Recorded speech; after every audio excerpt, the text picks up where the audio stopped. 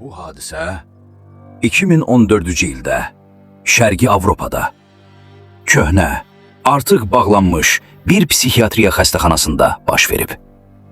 Xəstəxana bağlı idi, amma gecələr orada hələ də mühafizəçi qalırdı.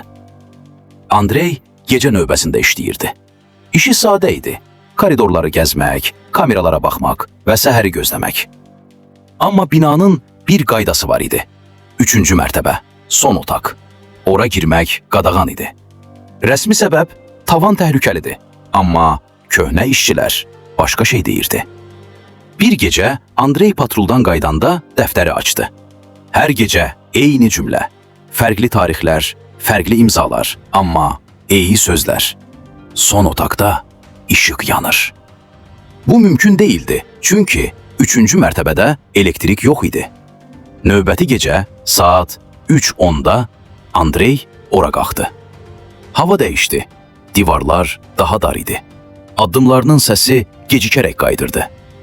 Və dəhlizin sonunda işıq vardı. Zəif, sarımtıl, son otaqdan gələn işıq. Yaxınlaşdıkca bir səs eşitdi. Yataq yavaşca cırlayırdı. Qapı bağlı değildi. Otağın içində köhnə bir çarpayı var idi və çarpayının üstündə biri uzanmışdı. Üzü görünmürdü. Arxası qapıya tərəf idi. Bu mümkün değildi.